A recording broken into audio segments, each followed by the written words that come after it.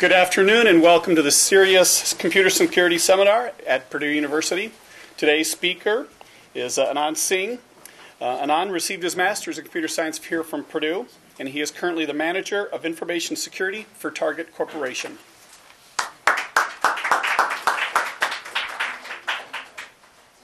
Thank you, Joel. Glad to be here. It seems like the odds were stacked against me being here. I started my journey yesterday afternoon in Minneapolis, and I was able to come here just about an hour ago. It took me that long. I braved blizzards and snowstorms and whatnot, and 4 states, and then finally I did arrive here. But I didn't want to miss this chance. It's an honor to be here. Before I dive into the details of my presentation, I wanted to commend CERIAS on the work that they have been doing. I keep a close watch on what goes on in the information security world, part of it via CERIAS website, and it keeps me up to date, it keeps me current, and it keeps me aware of what are the latest vulnerabilities and threats that are expanding out there, and I encourage my employees to do the same, and I know that my peers in other organizations are doing the same, so you guys are doing a good public service, and thank you. My talk today is about information security in organizations. And what I want to focus on today is what are the top information security initiatives in big organizations.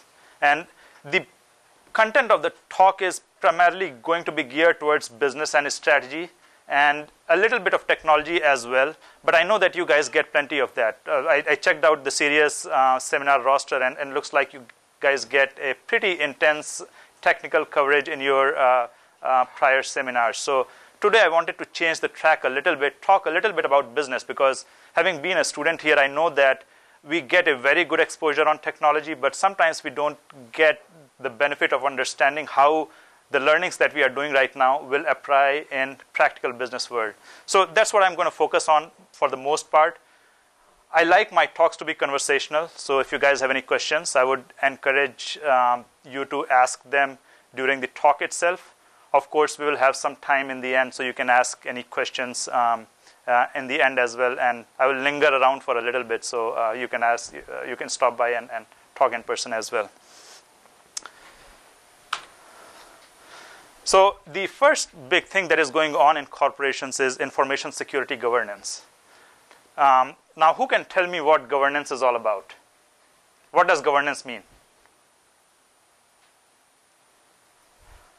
I have brought some rewards to entice your participation.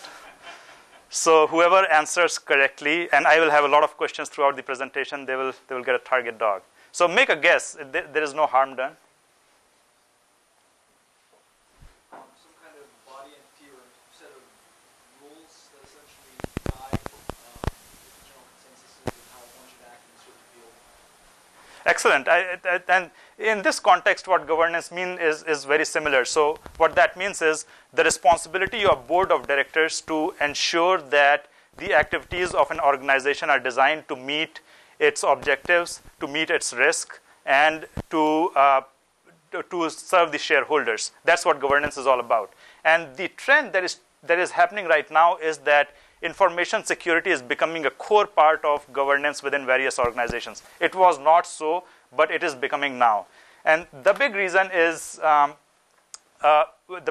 because people are realizing that information is the biggest asset that the organizations have. So I have a cartoon here, and I did not put it here because it is funny, although it is funny. I put it here because if you look at this, what does this tell you? It tells you that information security is becoming a part of common lexicon. Look at the media coverage that we have had, all the breaches. Every week there is a headline in major newspapers about a security breach that has happened. Even cartoonists are drawing cartoons about information security. And what that tells you is that general consumer is becoming much more savvy about information security. So as a consequence of that, any information security breach has a very significant negative brand impact. It leads to loss of consumer confidence. And there are a lot of reactive costs that happened as well, such as litigation, settlement, technology, because you have to be reactive and you can't do your due diligence, and suddenly you have to spend millions of dollars to buy technologies to get it in-house so that you can control the fallout of the security breach. So look at the example of TJ Maxx. No one knows for sure, but they lost somewhere between 50 million and 100 million credit card numbers. They are paying money all over the board. They are paying settlement costs to Visa. They are paying, there is litigation against them in various courts, class action lawsuits and things like that. So corporate boards are becoming more and more aware of the risks of not having proper security due diligence within their organizations. In addition, now there are payment card industry regulations as well that are impacting various organizations. So I'm assuming most of you guys are familiar with SOX already. PCI is the payment card industry regulation. Then HIPAA is pharmacy and patient rights legislation. GLBA, Graham-Leach-Bliley Act, protects how the financial information within an organization should be protected. And then OCC that protects that audits any finance organizations to make sure that good practices are in place. So if you look at the statistics of which organizations get attacked and which organizations don't, one thing is very clear. The organizations that have good governance are attacked less often, and the organizations that have poor governance are the ones that get impacted most often. So all of this is leading to a ripple effect in corporate boardrooms. Information security is being deemed so important that corporate boards are asking information security to become a part of corporate risk management. They are demanding timely reporting on information security statistics within organizations, and they are demanding a proper security oversight within organizations. And that has also led to a organizational shift. So now prior to this point of time or over the last few years, not all organizations had dedicated information security departments, but now that is starting to happen. Now almost every board is demanding an independent information security department. One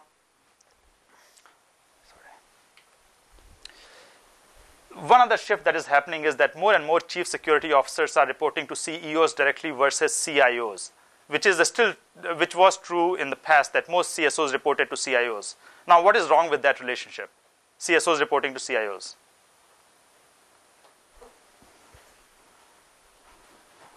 Can someone tell me? The CEO doesn't understand what the guy, what the people need, and he doesn't really care about it. He does care about it, but I think that the implications are different. The implications primarily are that a CSO reporting to a CIO is a conflict of interest relationship, because the objective of CIO is to develop technology to the organization at a fast pace. Whereas if you think about it, a CSO is saying, these are some things that are insecure in this software product. We have to fix it before we implement it. And the CIO is going to say, well, we need to move it fast, so can we make some compromises here? So there is that inherent conflict of interest, and hence the reason why corporate boards are requiring that CSOs report directly to CEOs instead of CIOs. One other shift that is happening is the need for CSOs to align information security with business strategy. And I will talk about this in a little more detail in my next section here, so I'll skip that for now. Corporate boards are also requiring a top-down approach to security. And that top-down approach comes down in the form of policies, standards, procedures, and guidelines. Policies are basically a reflection of what the board thinks are the appropriate objectives, security objectives for the organization. They are very high-level statements. So something to the effect of every data access should be access controlled. That's a policy definition, just an example of that. A standard is a more detailed outline of what that means. So a standard in the example that I gave, for example, would be if it is a tier 1 data, it needs to be access controlled by 2-tier authentication. If it is a tier 2 data, it can be controlled by 1-tier authentication and things like that. Procedures are very detailed technical steps on how this would be accomplished in a specific technology. So for example, how would you achieve that 2-tier authentication in Solaris, for example? And a guideline is just some suggestive ideas about how the implementation should happen. So that top-down approach is very helpful because up to this point, there is a lot of, if it is bottom up, you are being very reactive. There is a problem, you go patch it, but it doesn't get resolved organization-wide. People are not thinking about information security. People are just solving problems that have been identified. But as all of us know, there are many problems that never get identified but still linger. So coming to my next point here, long-term security strategy.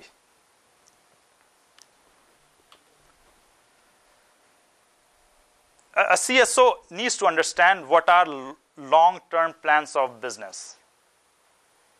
Why is that?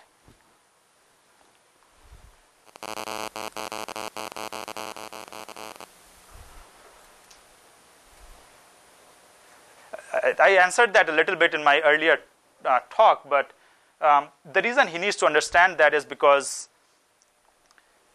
he needs to align his security objectives with business objectives. He needs to justify that. If I come to you and say, give me $200 because I need it for information security, you guys are not going to give me, right? You guys are going to ask me, what are you going to do for me? And this is why.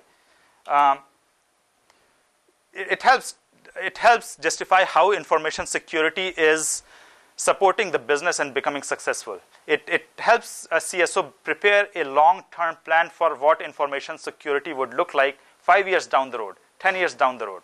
If I know that 10 years down the road I will have a web-based portal, I know that I need to start thinking about it and implementing practices right now to make sure that when my web shopping portal is ready, it is ready in a completely secure fashion. I need to start thinking about it right now. Hence the reason why a CSO needs to understand what the long-term plans of business are.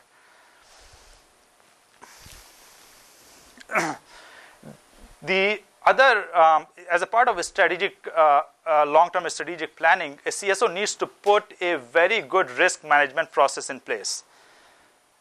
The reason for that is because not all risks can be addressed. And it doesn't make sense to address all risk. Because sometimes the amount of dollars that you can put in to fix a risk might be more than the amount of dollars you will lose if someone were to exploit that risk. And you don't want to do that, obviously, right? You don't want to spend more money on doing something that is going to be more expensive than if someone were to breach that, someone were to take advantage of that security loophole. So, and typically risk assessment process is based on risk-reward theorem. So this is what risk-reward theorem looks like. Vulnerabilities is not equal to exploits. The fact that a weakness exists does not mean that it will be exploited. A threat needs to exist to exploit that weakness. Similarly, for the same reason, threats is not equal to exploit. If a threat exists but there is no vulnerability, a threat cannot lead to exploitation. Vulnerabilities plus threats is not equal to exploits as well, right? Because there might be a very, very insignificant vulnerability that might take an enormous amount of effort to exploit for a threat. And so they might choose not to do it. So the fact that a vulnerability exists and a threat exists does not mean that an exploitation of that will happen. But vulnerabilities plus threats allow exploits. Other points here are self-explanatory, so I won't spend too much time on that, but we can talk about that if you have questions on that. So what is the biggest security risk in most organizations?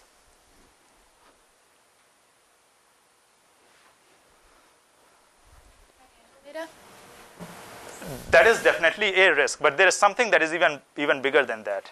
Insider threat. Sorry? Insider, yes, exactly. So not necessarily insider threat, but untrained employees, right? Because most people don't intend to do damage, but a damage happens unintentionally anyways, a lot of times. If you look at the data breaches in last 2 years, about 50% of them happened because someone lost a laptop or someone misplaced a tape drive somewhere or something of that nature. And that's a lack of care on the employee's part, lack of a proper due diligence on employee's part. Hence the reason why the biggest bang for the buck is obtained when you have more awareness of security within your organization, both among end users as well as among your technical population. So here is another example. And the regional computer emergency response team in Army, they did purchase and implement a lot of security technology, but they did not see any significant improvements. And reduction of risk was not achieved. Why? Because people were not taking advantage of those technologies appropriately. They were not aware of what more secure behavior was. And when they went ahead and trained their employees on good security practices, they observed dramatic security improvement. So one of the biggest initiatives, one of the biggest pushes right now is to get your average user trained on policies, standards, and procedure, what is acceptable for the organizational behavior. So for example, a good example would be, and I lost my laptop. This happened to me actually in my yesterday's flight and things like that. I misplaced my laptop at the airport. And so one of the first things that you should do is, you should go ahead and report it immediately, right? So that someone can do an assessment on what information was resident on that laptop and what is the consequences of someone getting an entry into my laptop and seeing the data that is out there. In my case, all of that is encrypted, of course. I wouldn't be manager of information security if I left plain text data on my laptop. But that is one of the first things that people should do. So that's an example of why it is important to train end users on policies, standards, and procedures. So phishing, tailgating, other social engineering. Even now, it is amazing. If you go out there and there are actually companies that specialize in doing social engineering.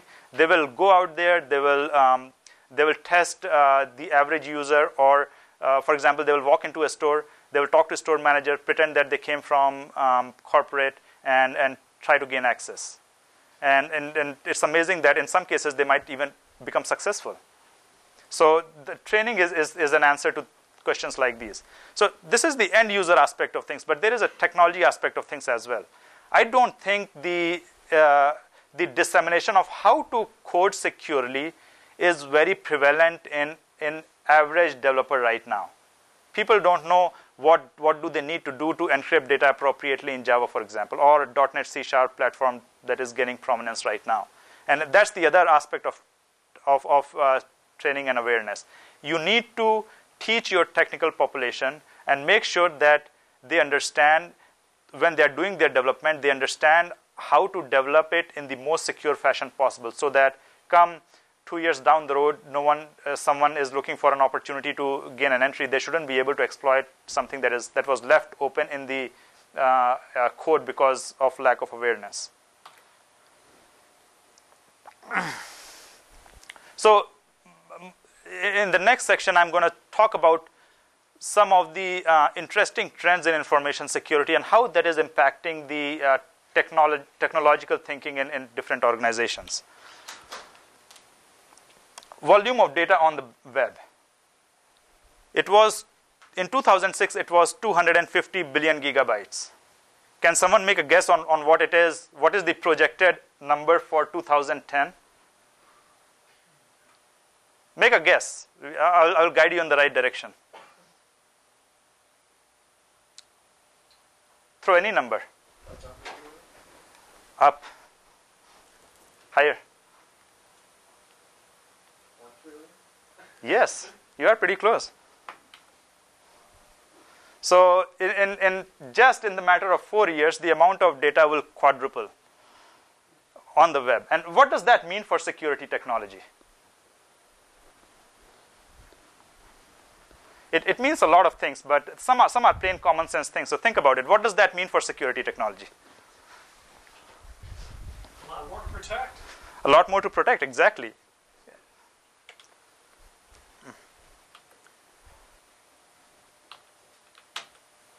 So, and correspondingly, you have a lot more data to analyze.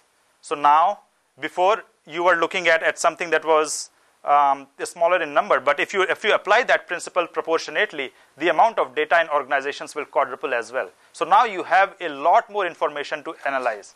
So what that means is where the research opportunities exist right now is in that area, the need for speed. I need to be able to look at the same amount of data in the same amount of time, larger amount of data in the same amount of time that I used to be able to do that. So right now I'm spending, say, 2 seconds for every, or 2 microseconds for every packet that goes out. In future, even though my data has quadrupled, I need to be able to meet the same standard, 2 microseconds for every package that goes out. So anything that introduces efficiency in that analysis, anything that introduces the ability to look at this voluminous amount of data at a very fast pace is going to be a very material impact for the future.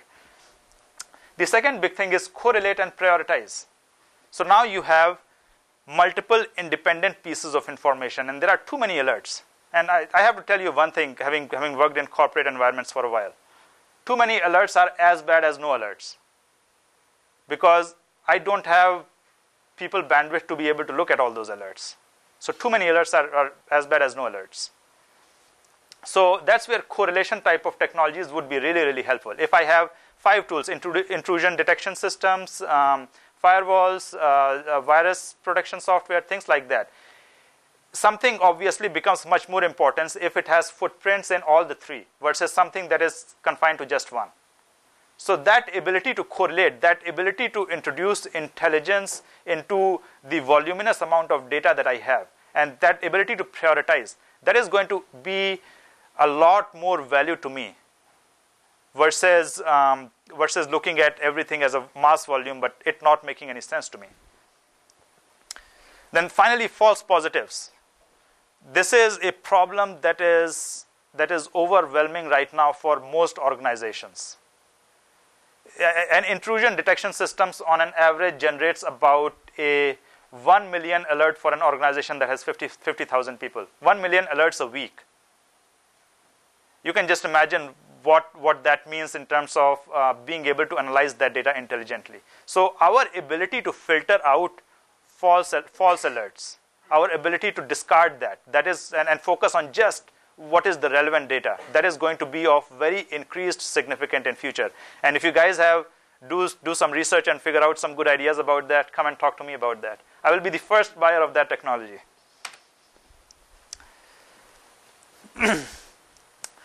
IDS and IPS. So there are 2 common approaches right now in intrusion detection systems and intrusion prevention systems. Signature based, where you have a signature, a stamp that you can compare your threats against and verify whether that's indeed a threat or not. And learning based. So learning based systems understand how your environment normally functions, and once they determine that quote unquote normal behavior, anything that is out of bounds of that normal behavior is reported as an alert. What I see happening in future is that the 2 technologies will combine somehow to deal with the problems that I had identified in the previous slides. Voluminous amount of data and introducing some intelligence into the data that gets reported.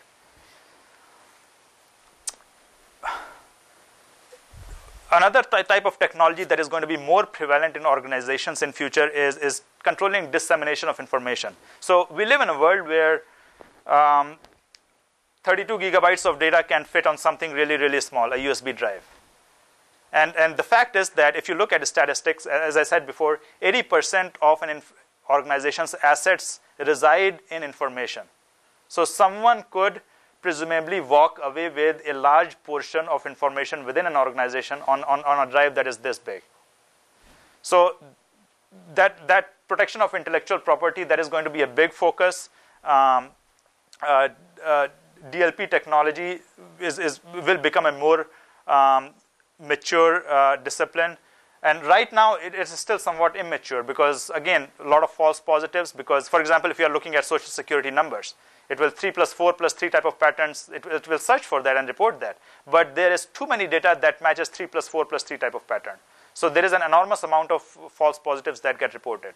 So the future trend is going to be that DLP is going to become more mature, and the organizations are going to be dependent more and more on data loss prevention to control the information leaving their organizations.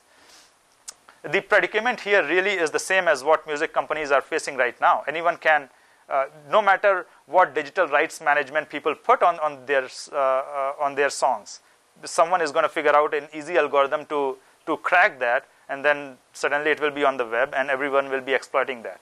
So this is a big problem that organizations will struggle against. Fortunately, it's much more controlled for us because everything is happening within organization's environment. So you can control that to some degree. One of the biggest changes that is happening right now is the importance that web-based tools are gaining. So think of Salesforce.com.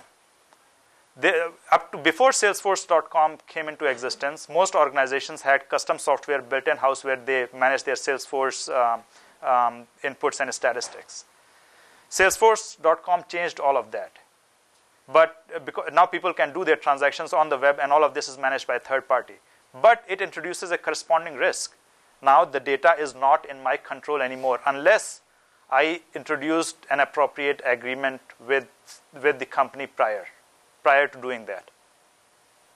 And that's a big risk. Think about it. I mean, the fact that if you control the data, you can do a lot with it, as I said in my previous point. But if you don't control it, if it is resident in some other third party's server, some other third party's locations, if you did not do good due diligence in making sure that your data will be protected,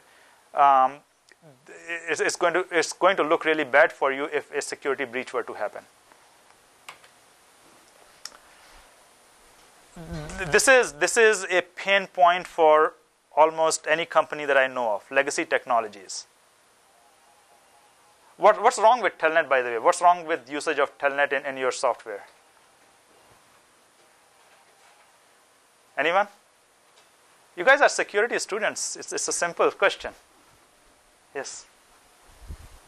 Telnet is not encrypted. Exactly. Telnet is unencrypted, our login is unencrypted, RSH is unencrypted, FTP is unencrypted. When you exchange data in an unencrypted format, it's going to be really easy for someone to tap into your network and be able to decipher what your passwords are. And once you have the password, you can footprint the network and introduce a security breach, and then nothing is under control after that. Legacy technologies are very prevalent in organizations. Many organizations are using programs that were written in 1980s or even 1970s. And think about whether information security was an important consideration at that point of time. It was not, right? And when people did their coding and their implementation, information security figured nowhere in their requirements. And now we have to deal with the fallout of all of that. So CSOs have to deal with that. CSOs have to put long-term strategies in place on what to do with things like that. So the answer is not always that get rid of technology, right? Because the business has become so used to using these things, using a certain tool, that getting rid of it is probably going to cause a lot of havoc. But if possible solutions reside in the fact that maybe you can introduce an IPsec tunnel to encrypt the data that flows, so that even if someone were to tap into it, either tunnel it or transport it, if someone were to tap into it, then IPsec has kind of taken care of the encryption aspect. So you can introduce some wrappers around these legacy tools to make sure that the data that gets transported is protected.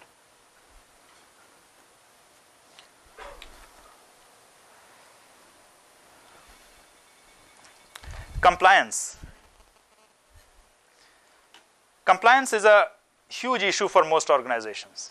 Compliance is very important because it's not optional. You have to do that. You have to take care of making sure that if you want to use, for example, Visa in your business, you have to make sure that you are complying with PCI requirements if you are a level 1 merchant. It's a part of business. You are forced to do those activities, and since you have to do it within a small amount of time or within a certain amount of time, it's a big pain point for most people.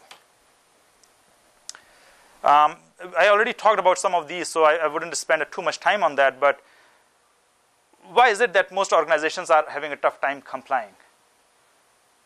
The reason for that, sorry, go ahead. I was just going to say that there are a lot of risks. There's all sorts of points where it could fail. And so trying to hit all of those at once is really difficult. That is correct. So compliance is mostly bottom up. So there is little things that you have to do throughout your organization, throughout little parts of your organization that is very difficult to coherently fuse together in a strategy. Anytime you have that fractious response, anytime you have a response that is not driven by a common goal, it is oftentimes going to create more problems because, for example, if you solve your problem in one area with one technology, if the same problem exists in another area, that other area doesn't know about that fact. So they might use a different technology, and suddenly now you have two competing technologies in two parts of your organization solving the same problem, and that's a problem in itself. Other thing is, people sometimes confuse compliance with information security. Compliance is not equal to information security. The fact is that if you have good information security discipline within your organization, compliance is a good side effect. But and hence the reason why I said you have to start top down. You have to think about, you have to start at a governance level. You have to establish what is appropriate for the organization. Once you have established what is appropriate for the organization, and you have trained people to follow what is appropriate for the organization, I think most other problems are taken care of on their own.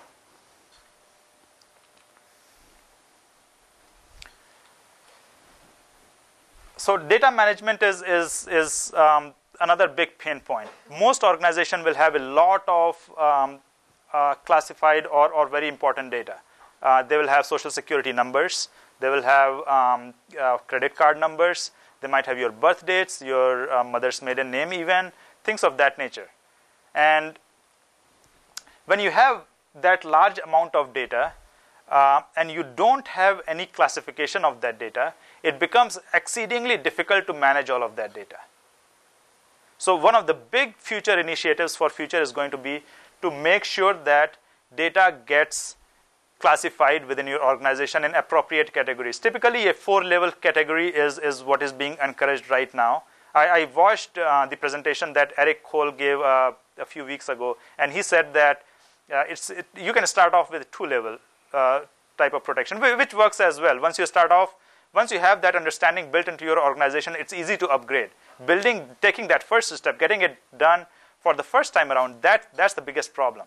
So once the benefit of data classification is that once you have done that, you can build appropriate access controls around that. So the most easiest thing to do, the biggest bang for the buck is role-based access controls. So you can say, for example, only people in key management group will have access to social security numbers of the employees. So once you have the roles defined, once you have the classification defined and mapped into your databases, it's very easy to establish those relationships where you can define who gets access to what. Then the final point is about data destruction. So I talked about how we are quadrupling data in 4 years. Now, data destruction is one small step in that direction. I don't think it is going to solve that problem. But if you don't need any data, something that is not of importance to you, why the need to hang it or keep it around? Most organizations today don't have good data destruction practices in place. And this is another hot research area right now. Doing appropriate on its own, building intelligence into tools such that they can go about and scan your data repositories and destroy data that is not appropriate for you to maintain. If you can do that in an intelligent fashion, you have solved a big business problem. You have helped control this information sprawl to some degree.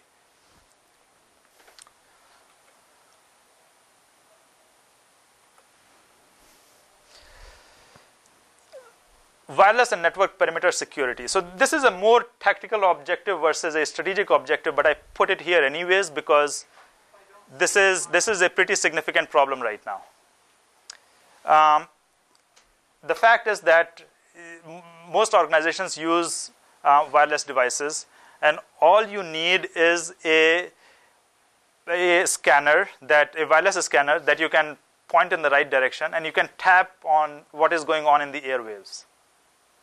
So if it is unencrypted or not encrypted strongly enough, then you are in big trouble, particularly if it is information of consequence to you.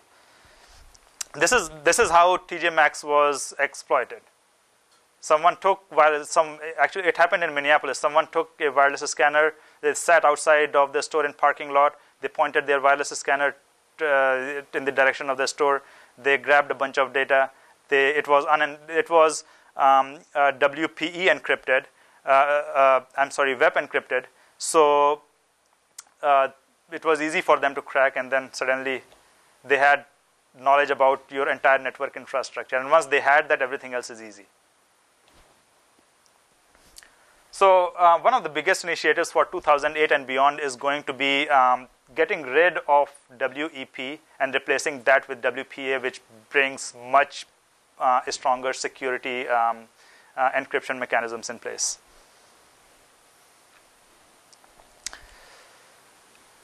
Network and perimeter security. So there is this fundamental concept of defense in depth, and I'm sure all of you guys understand. It is such a fundamental concept that I'm sure all of you guys understand that already.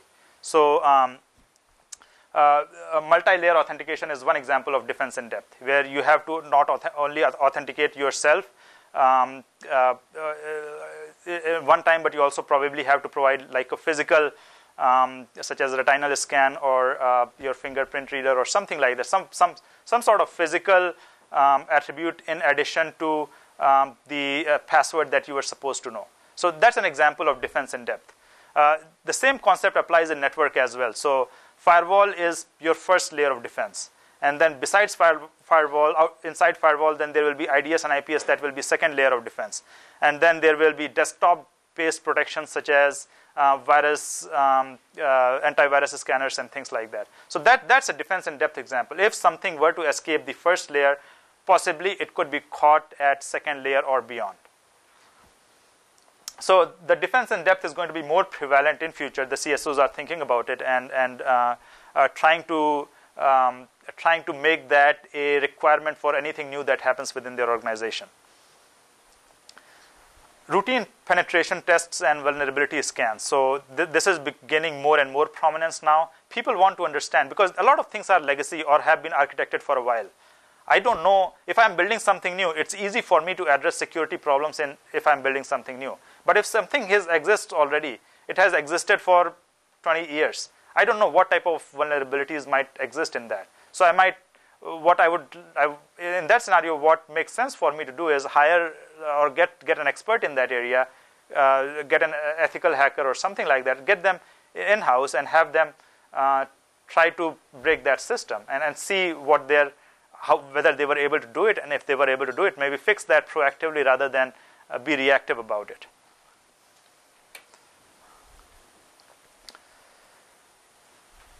Vendor management. Now, many of you guys might be wondering, what does vendor management have to do with information security? This is why. Most organizations have vendors that they work with very closely, suppliers or non-core functions. So, for example, they might be sending your data to a third-party provider for your health insurance information. They don't manage that in-house. They are sending your data to someone else.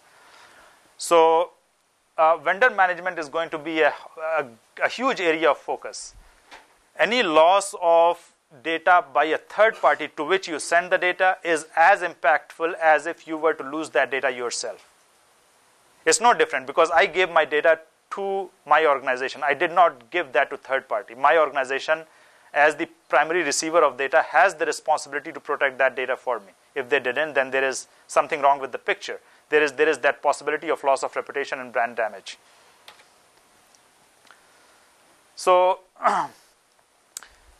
the new push right now is to make information security a part of any vendor management relationship. So ensure that as a part of that agreement, there is compliance with organizational information security standards. Make sure that they are audited by trusted third parties, and there is a reason behind why trusted third parties. The reason is that if you were to do that audit yourself, there might be vested interest in making sure that that organization passes that audit, and that's why many regulation regimes are requiring that you get that audit done by a third party. Review, see if they have any certifications such as ISO 27001. And review those certifications to make sure that all the areas of importance to you were covered. And then on-site reviews for physical security and architectures.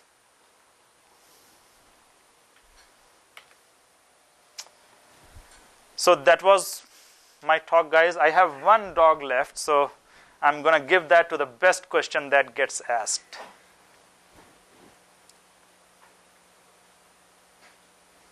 You mentioned that you had like IPsec to like protect protocols, but if you implement something like that, you'll be blind. Like if you have a big IDS structure and you put IPsec, you're basically blinding your IDS immediately. So what do you think we should do about that? That is true, and that's the reason why you probably don't want to use IPsec for outside your organizational communication. It will primarily be within the intranet communication where it makes most sense, either tunneled or transport IPsec.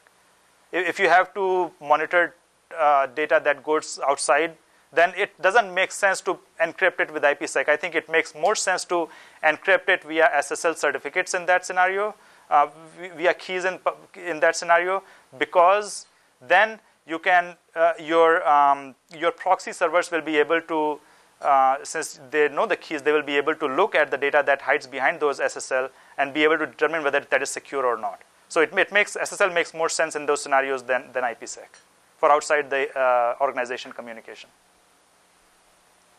Good question. Any other questions? What is the effect of recession on this whole industry, specifically in your company? If there is a recession, how is it going to affect this part of your? The good part is that information security is recession proof. I think most organizations realize by now that their biggest asset is information. So sky is the limit, and I say that within quotes, of course. That's not completely true, but if you have a good case, you will always get money. There is no consequence of that. Particularly since it is coming from the board of directors level that you should have good practices in place, the CEO level that you should have good practices in place. Most often, if you can build a good case, if you can justify why you need dollars for a certain technology or a certain process, you will almost always get it. So you guys are studying in a good field right now.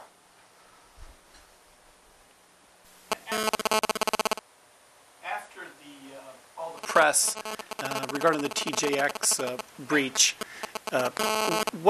I'm sure people called you from above the ladder or whatever and said, hey, we don't want to make the headlines next. What were those things that the CEO level or the CTO level were looking down to you to reassure them when they saw competitors making the front page? I think the first thing that came down to us was to analyze our infrastructure to see if the vulnerabilities of the kind that happened in TJ Maxx existed within our environment. So that was the first reactive step. And then the second step in that direction was not only ensure that what happened in TJ Maxx doesn't happen for us, but also take it a step beyond. And that's where I think a lot of new strategic initiatives for us came from. Take it a step beyond. Think about what could be wrong, what could go wrong versus what has gone wrong in other places, and then try to manage those problems. So those were, and that's where I think this presentation outlined some of the things that we have to start thinking about it now. Were there any major changes to either policy or your architecture or software that you were using, whether UWPA or you are using WEP or you'd already changed over? Were there things that Target changed in response to what had happened? I think the biggest change was in the area of awareness. So we made sure that people in stores, that's where the breach happened for TJ Maxx, that people in stores are more cognizant of what security means to an organization. We wanted to ensure that people in headquarters are aware of how they need to implement technology such that it is less prone to breaches in stores. So those were some of the immediate things that we started working on. Then we also started looking at making our proxy environments more smart, of course, because denial of service is another big thing that is gaining prominence right now. A lot of hackers are now demanding ransom money to not do denial of service against you. So that's another thing.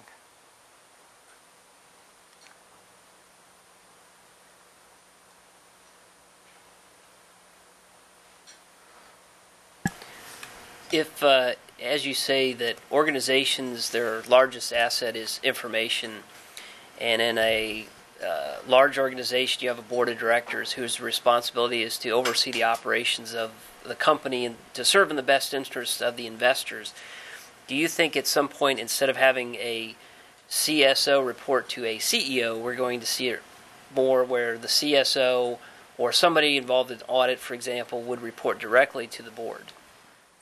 That's a good question.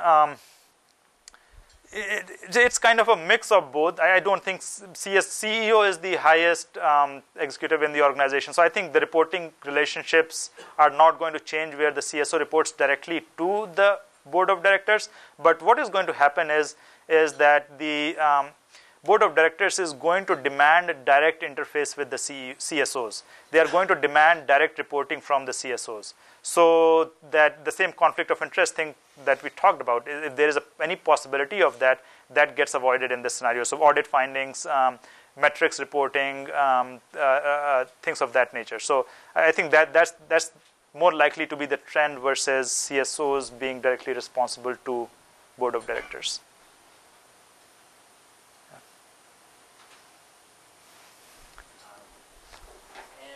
As a security executive yourself, do you have any recommendations for the students here in terms of if they want to achieve that level, things they should be doing? Should they all go out and get MBAs or study business in depth? Or what things would you recommend for students to do if they wanted to pursue that route?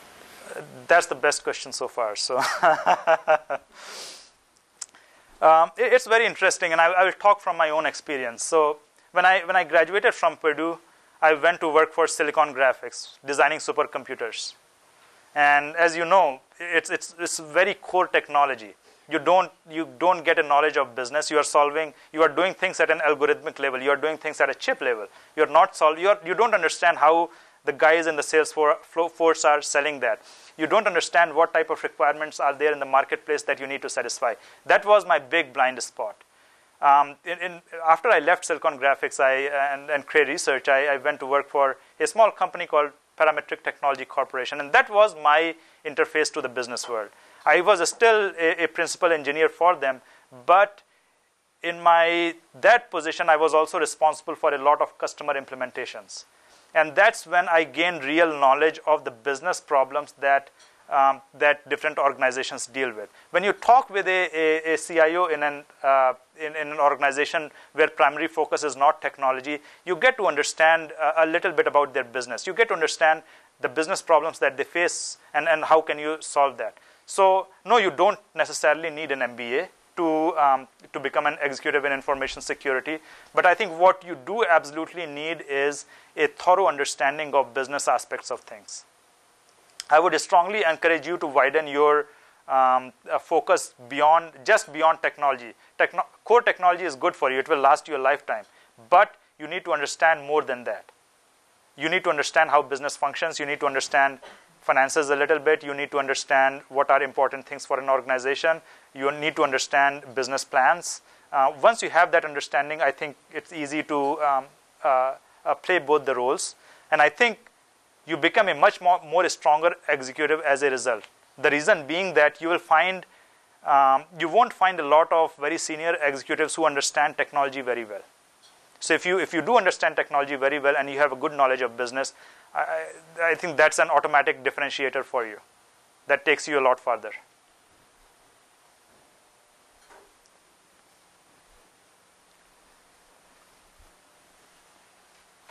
If you don't have any additional questions, we can end this talk. I will linger around for a little bit, so if you have any additional questions, feel free to stop by. I left my business cards out here, so if you are interested, you can take one. It has my contact information.